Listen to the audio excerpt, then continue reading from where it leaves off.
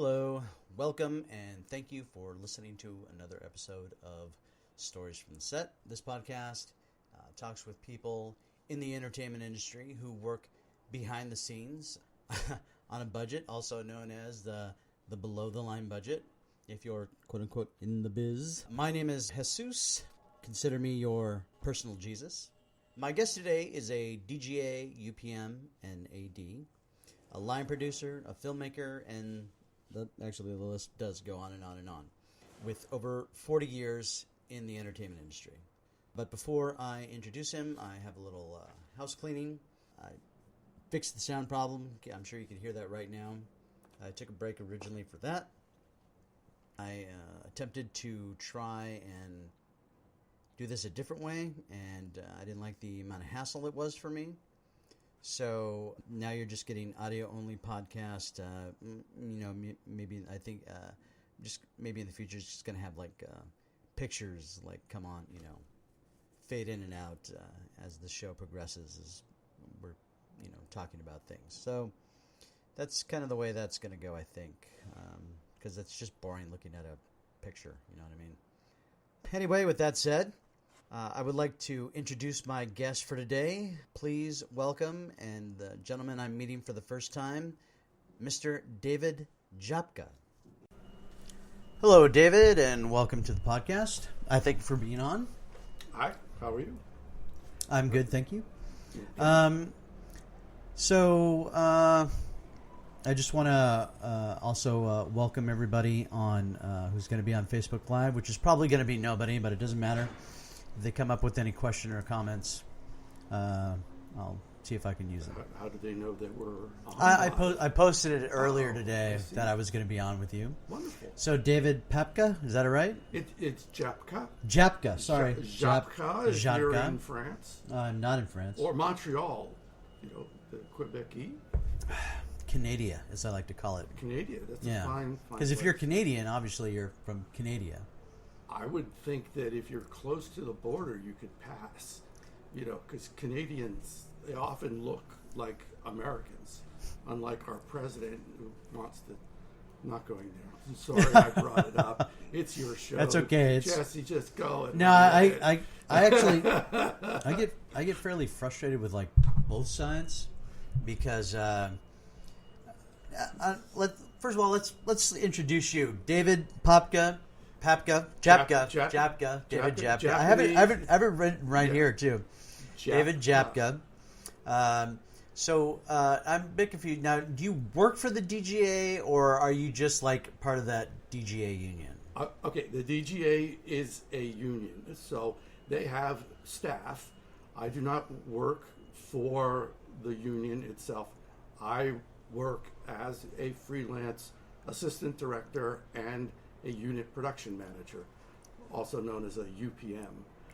And there's 4 different categories in the film world. And it's a director, a UPM, first AD, and a second AD. And then for live television, there's a director, stage manager, and associate directors.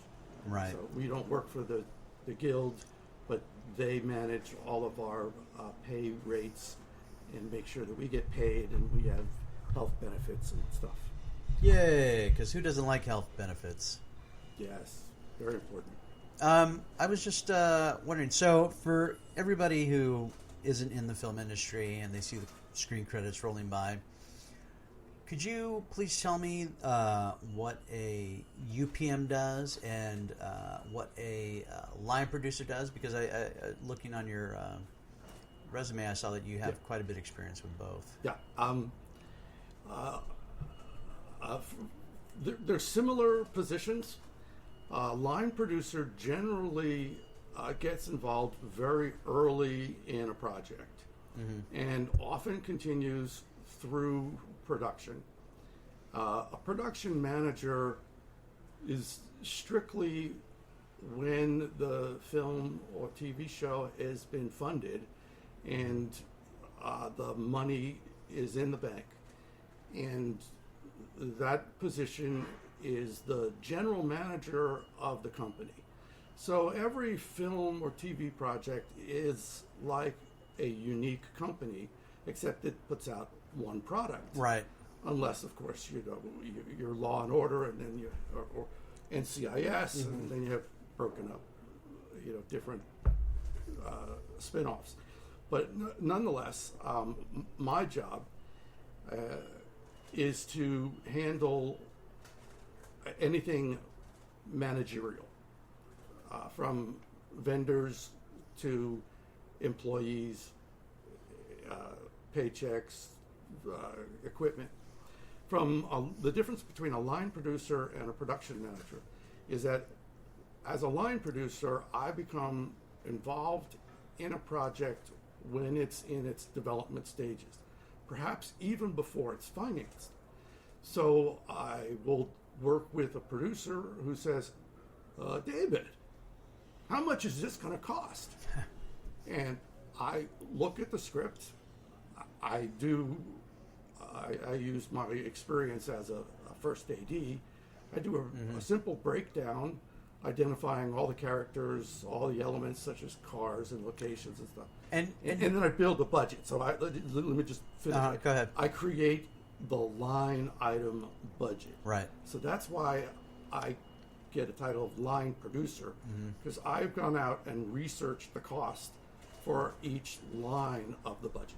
And would you so how if you're going to make a film, no matter what the budget is, how important is it to do a breakdown of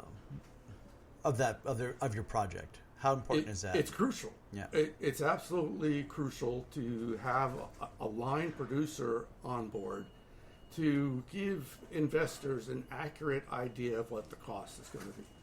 There are lots and lots of producers who just ballpark budgets, and they'll create what's called the top sheet, which is generally like a table of contents of what the costs are and ballpark. It's this is a $5 million movie. This is a $30 million movie. We're going to put this much money in for this, and this much money in for that. And that is exactly what it is. It's a ballpark. But to dictate to an investor what the actual projected costs are, it's crucial to do a breakdown.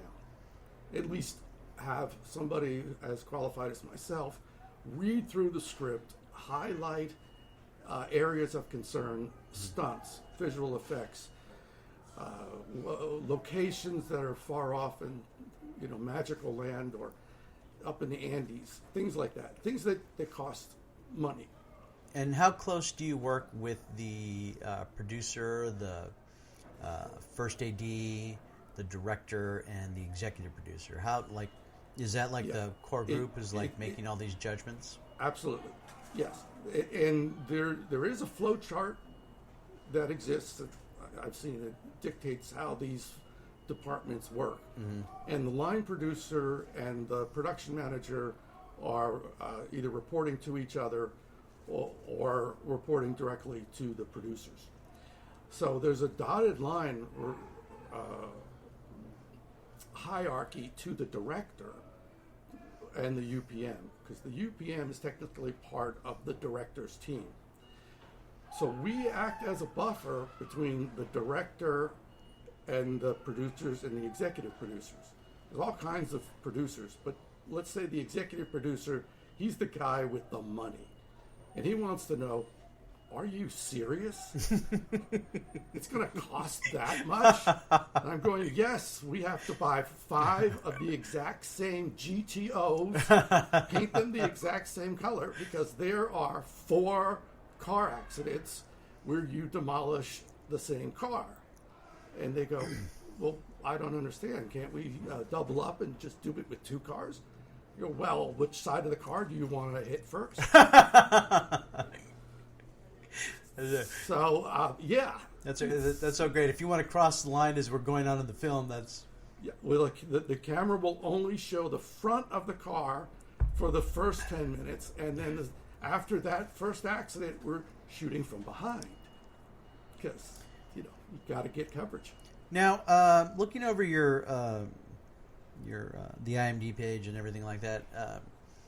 You're not a young man, as I would say, but but I've been in the industry for 40 years. Right, but I see that nothing's really getting listed until 2004. I think is the earliest thing I saw on a short film. That's true. What were you doing prior to that?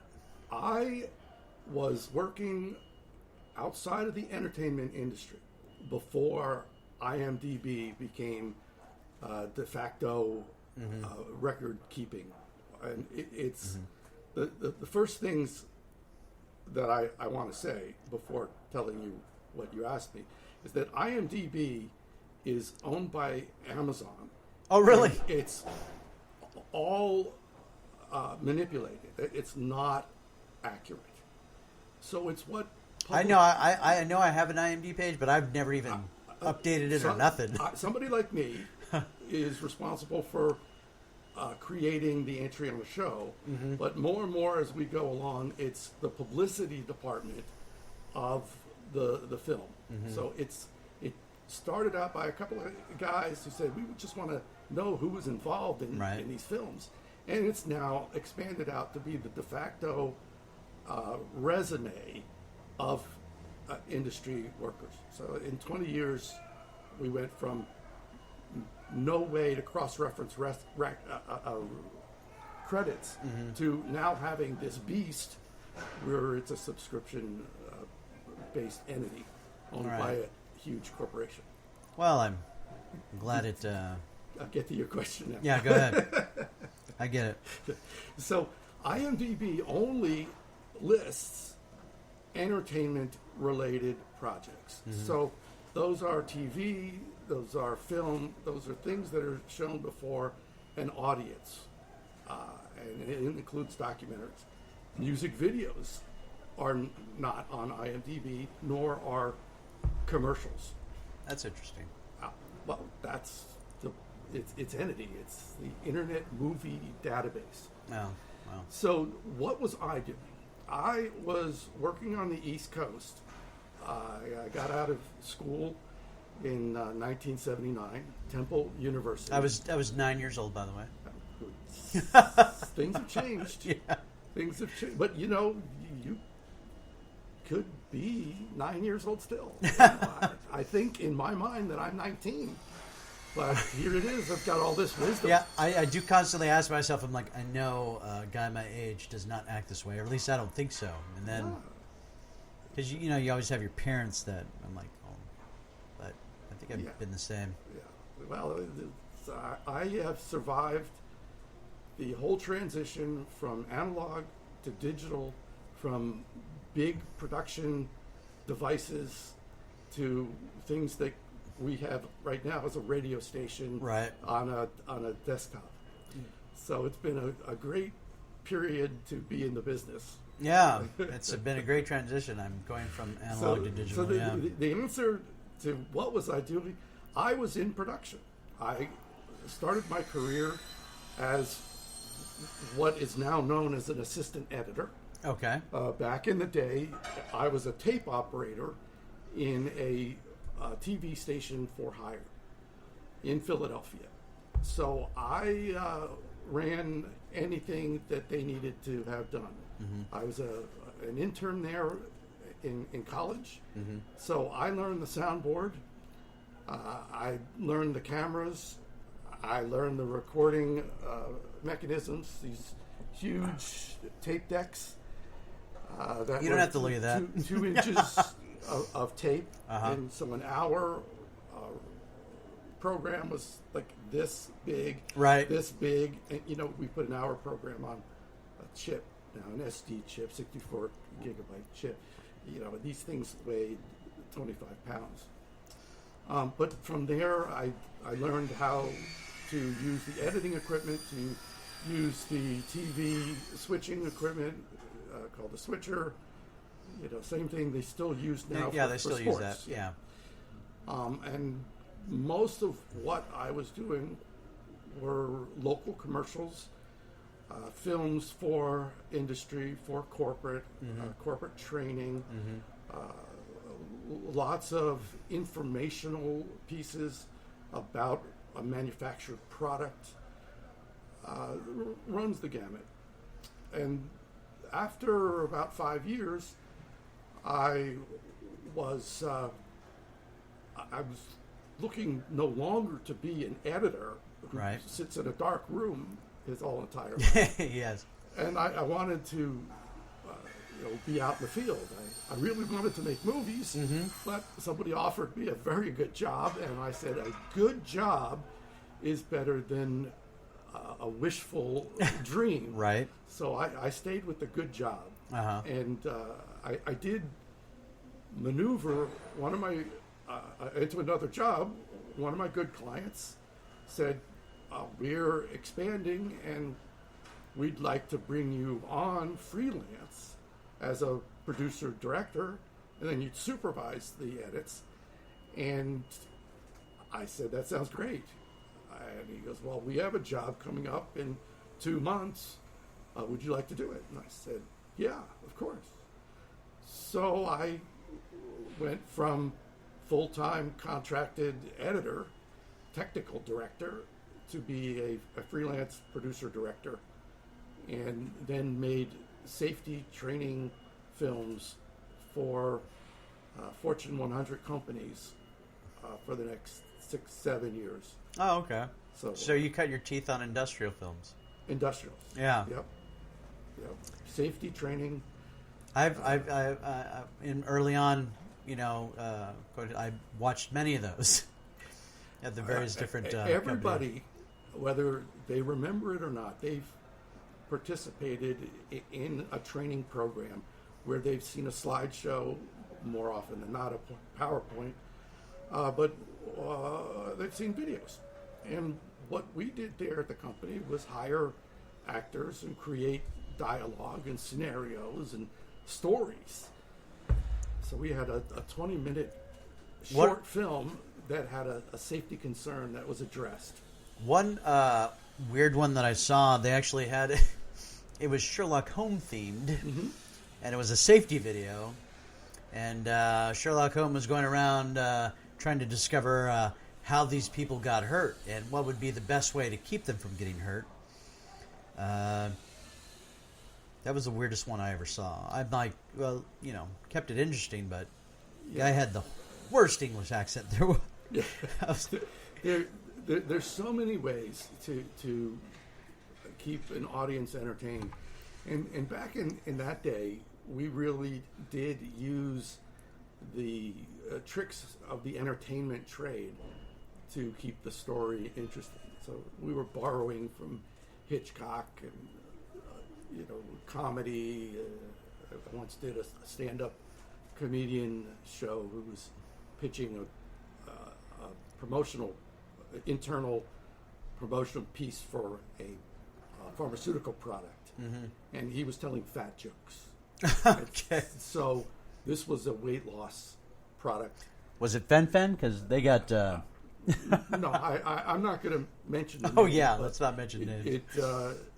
It made it out into the marketplace, and it did well until they found that it had other problems. It's no longer on the market. Yeah. But that for training and for product information, we thought we were going to be Hollywood and make Hollywood. But there's a fraction of the crew. So I'm running. And where were you doing this at? What? This is in Philadelphia, Oh, yeah. Central New Jersey, and occasionally in New York.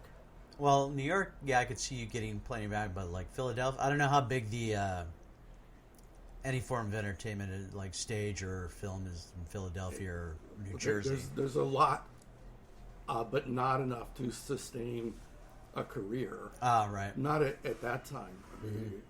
I date myself when I tell you that Trading Places was shooting in Philadelphia when I was working. Oh, yeah. The Eddie Murphy, Right. Dan Aykroyd movie. Yeah. So that film downtown. But through my the crew and the people that I worked with, especially the casting department, I ended up getting a taste of Hollywood. And I worked on The Sixth Sense, and I worked on Philadelphia and 12 Monkeys. Oh, okay. So a big show. Very prominent films. Come into town, and I do a little work for the PA for the casting department, and get exposed to the real Hollywood. And so, what brought you to the West Coast? What brought you out here to California, aside from the beautiful weather? Well, my mom lived out here. Oh, really? I have family that's been here in the Fairfax area since the late 20s, early 30s. Wow. So it's like my great grandmother's sister got married, and so it was my mother's first cousin or second cousin. So both my uncles came out in the 60s, and they lived out here for a while. My older brother came out in the 60s, and while he was in high school, and but my uncle got him a pass to the Rams game to take photos, and he was on the field. So Los Angeles was always in my periphery. And I'd come out. My mom moved out here right when I graduated from college. And so I'd come out here, and she had friends who were in the industry, and I got tours of Paramount and of Fox. And so I was longing to come out to do entertainment, because that was my dream. But here it was. I had a job. I had a career in the Philadelphia, New Jersey, New York marketplace. It paid the bills. I was doing very well. And I got to mid-career, which was around the turn of the century. And I said, are you doing what you wanted to do when you went to school? And the answer was sort of, kind of, yes, no. And I took it upon myself to re-educate myself on filmmaking and television creation, rather than just the production of media for communication purposes. And in 2000, I navigated a position with a for-profit school system to work with their technology department, and they relocated me to Los Angeles. Oh, that was nice of them. To manage 5 campuses here on the West Coast. And I was there, they're based in Pittsburgh, but I was part of their technology consultant team, because they were teaching animation, they were teaching film production, video production. That was part of their curriculum. And I wrote white papers on new technology that was coming out. And before we came on, I told you that I had built a couple of edit suites. I had also done technology research for my employers on the future of digital video and audio. So I gave a speech at the industry convention where one of the people that I knew from this school system saw me and said, we have something bigger for you if you'd like. And that's what brought me out here. My ultimate goal was to enter the film industry as a writer-director. Okay. But the technology aspect followed me, preceded me. And through a series of events that started with 9/11, we had a economic downturn. And that led to me not having a job within 2 years of arriving in Los Angeles. Oh, well, that sounds, that's... Yeah. It's not the way you want to go, right? No, I wanted to build a network while working as a full-time regional manager. But I was plunged into the world of filmmaker without a job, and quickly said, well, what skills can I sell? Right. And I joined a couple of key organizations. One is Film Independent. There were some other networking type organizations at the time. And I took a class that was put on by Entertainment Partners, which owns the software Movie Magic. Okay. And I realized that my skills as a first AD or a line producer or production manager were a way to get paid. I could live. I have skills that I can sell. I've heard people make a living that way in the film industry. Yeah. So. Yeah. So I bought the software. I started marketing myself. I did lots of pro bono work. Yeah. And then I quickly learned the question that you asked, which is the IMDB. I handed a producer on $1 million film my resume, and he goes, well, you don't have any credits. I go, well, I've been in the industry for 20 years. Right. I've done a lot of work. He goes, well, you don't have any credits. You don't have any experience. And I had a little argument with him, but right. I'm trying to get a job, so I can't tell him he's full of shit. Right. But it came down to what a new face needs to succeed in Los Angeles is IMDB credits. Having had one interview that explained it all to me, of course I didn't get the job, but right. I got a great learning experience. I now set out to do whatever I could to get credits. I would work pro bono using my AD and production management skills to gain credits. And that's how my career as a line producer, unit production manager, and first AD took off. Because I have skills that I could sell, that people bought, so that I could eat.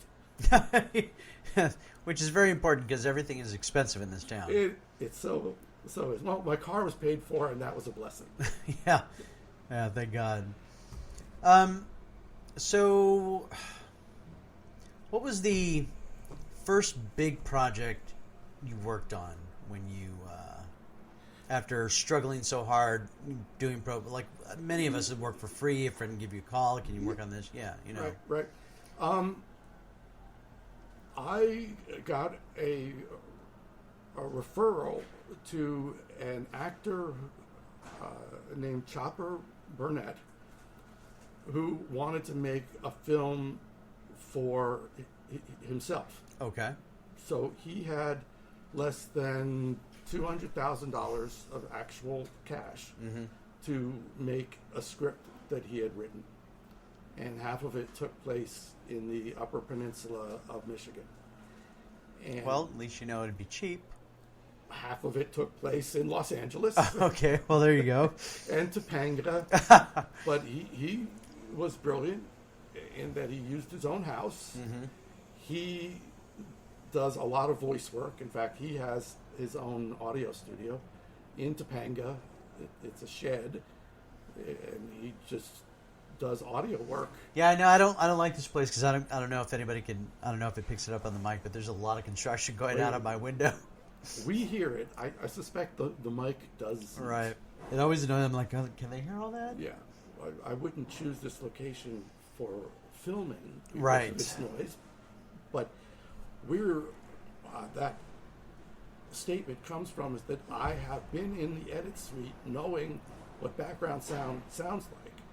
That makes me valuable going to a location where I have filmed before and determining just by experience that that's going to be noisy in the edit suite. Right. I have an app on my phone now that's a decibel app, and it'll tell me what the background dB level is. Now, ever since smartphones came out, there's so many things on there that you could just, like, you got the smartphone for, like, you can find out when golden hour is going to be. Really, it's crazy, all the stuff you can do. it's like when we first went into like the internet age, the first thing that went was this ubiquitous book called The Thomas Guide. Yeah, the Thomas. Yes, I grew up with the Thomas Guide. I'm very familiar with it. Book to have that was the map of Los Angeles. Yeah, exactly. And even now, to this day, you want to get a film permit to film LA, the location coordinate, the office that handles film shoots, they'll still ask you for the page and coordinates on the Thomas Guide. But what happened, first off, GPS came up on the screen, and everybody could just plug in to their, I forget the brand names now, the TomTom. Oh, right. The Garmin, the TomTom, those things, yeah. First that happened. Those were the first things to come out, yeah. And then MapQuest came out, and they would give you directions, and you'd print it out for a PA, and they'd let's go pick this up from here. And now we have Google Maps and competing Apple Maps, and well, Apple Maps sucks. Just it's on your phone. I remember it's into the universe. One of my jobs was driving limousines, and you couldn't just have like one Thomas Guide for the Los Angeles, because it only goes so. It only took you so far. I bought the one for Ventura. Yeah, you had to buy the one County. for Ventura and Orange County. Yeah. So yeah, there were like 3 books that I would have in my on the passenger seat in my limo, just to make sure I knew where I was going. Yeah. And you'd always have to like map it out ahead of time and write down the. Yeah, it was a hassle. The smartphone really has revolutionized the film industry. Oh yeah. Not only from tangential issues like locations, but certainly you can identify a location and then stand there, and as you mentioned, it'll tell you when the sun sets, at what day, at what time of the year, and the DP and the location manager, they're saying, okay, well, we want to shoot this here, so the sun will be over there, and he holds up the viewfinder app that he's got it. He shows it to the director. He goes, okay, so if we come here on September 17th, that's where the sun is going to be at 2 in the afternoon. So we need to schedule it for a 9 a.m. call for October, because the sun will be lower and you'll shoot your dusk at dawn. And that way the sun will set before our 12 hours are up, and we'll shoot dusk for dusk later on in the day, and then knock out 2 of our setups in our 12-hour day. Yeah, which is always good. It's just brilliant. Yeah. I use it for everything. So why do I have the line experience titles and know all this stuff? Because I'm a geek. And I just love filmmaking and all the tools. And I'm really a very creative guy, but I love technology, and it serves me well. And now I'm in the world of accounting, where you can, connect to QuickBooks on your phone or Quicken, and you can dial in receipts and get hot costs. And basically, you do the back end of filmmaking on your phone as well. So it's just been a revolution. Yeah. So how quickly did you adopt digital editing? I was doing digital editing before I came into the entertainment industry. Oh, really? It was adopted outside of Hollywood far quicker than it was here. Oh, really? Because there was a lot of investment in film stock, mag stock, 16 millimeter, 35 millimeter, 70 millimeter, 65 millimeter. There was a lot of investment existing and shows that were continuing. So to change over to an Avid was a big challenge. I mean, there wasn't enough computing power. The processors weren't fast enough to load a whole 30 frames per second or 24 frames per second and play it at real time. So the compression, you'd only see a scratchy image, and that wasn't good enough. So you start with the rough cut and then conform with the online edit. So there'd still be old tools integrated with new tools. And soon the technology advanced and this industry caught up probably in 2010. I would say that is when film processing kind of peaked. Not peaked. It died. Yeah, it died. Yeah. It died. You know, you reach the maximum quality and because change over. I remember back in the early, it had to be like 95, 96. I worked for Roger Corman, and they brought in I can't remember where it was at. I think it was in the building next door. They had the Avid suite, and they were taking the tapes and like putting them into this machine, and the machine was like uploading them and everything like that. So yeah.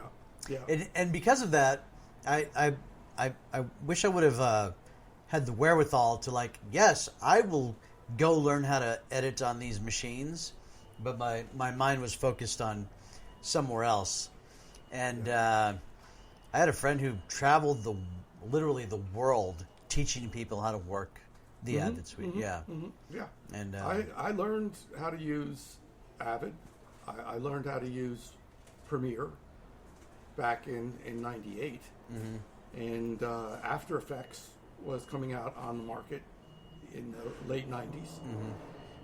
Photoshop, I know how to use Photoshop.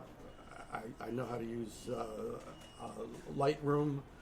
I'm a photographer. We built an audio suite with digital tools in 96. Even using Windows XP? Well, it was before XP. So it was Windows 95, and then there was a Pro version. Anyway, that's what platform we built an Avid on, as well as sound recording with SoundForge. Just the other day, I have a problem because like I have to shoot things on my phone a lot. Yeah. And I got to put them into my computer, and then I get Resolve and I do my editing, and I'm like, God, there's got to be something better for like they have. And I've seen, and I tried using the digital ones that are on your phone, but they don't let you move things around. They don't. It's like all linear cuts. If you search enough, you will find a tool that works on your phone. Oh, really? Yeah. Do you use one on your phone? I do. I use iMovie. Oh, really? iMovie? Yeah. I never even thought about using iMovie.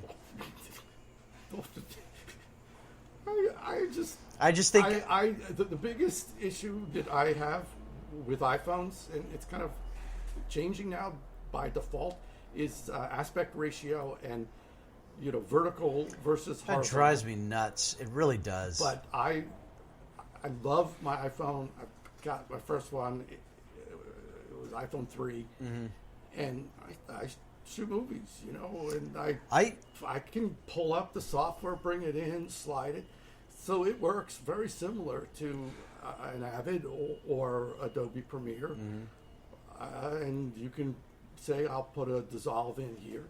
So I've gone on vacations, edited a 30-second movie, posted it to Facebook. Yeah, that's what I'm trying to. I was very frustrated with the software on the ones that I've tried so far. Yeah. So, because they just didn't seem to do what I wanted them to do. I'll only say one word, and then we can move on to another topic. That one word is Apple. Apple. Okay. And moving on. Okay. Apple. Right. Used the wrong phone. Got it. So, what do you think was as starting out? Now that you've worked in the industry for so long, what are some of the hurdles that you still have to hoops that you still have to jump through to maintain a working career in this business? Because Yeah. You have to do two things. You have to continue to work. You can't ever stop because you're only as good as the last job that you did. Mm-hmm. And somebody wants to know, why is your last IMDB credit from 2013? Mm-hmm. And today it's, 2019. Right. And I go, well, I've been working. What does IMDB tell you? Mm-hmm. That film came out. It aired on the Sci-Fi Channel. But somebody who doesn't understand the mechanics of IMDb, they go, well, you haven't made a movie in 5 years. I go, well, I beg to differ. It's just, I've been paying my rent.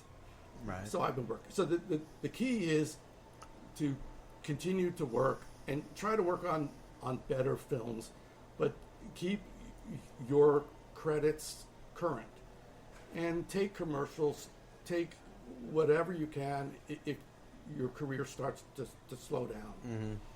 Mm-hmm. The other hurdle, one is technological. Mm-hmm. We are moving at an incredible pace now. That the film I mentioned was the breakthrough for me. We shot it in 2006, I think, mm-hmm. on a video camera. Oh, okay. Prosumer camera. Okay. With an adapter to the front that made it look like film. It was like a red rock adapter. All right. And now there are people who shoot on still cameras that were made for still photography and were adapted. Oh, the DSLRs, yeah. The DSLRs. The most popular one is the Canon 5D. Yeah. Or D5. 5D, I remember when it came out. Yeah. And so I see people out there shooting with this whole erector set rig mm-hmm. with a still camera in the middle. I mean, well, yeah, sure. I've shot a film. Right. Rock Jocks, we had 2 of those. And it's nice. But that was only 4 years ago.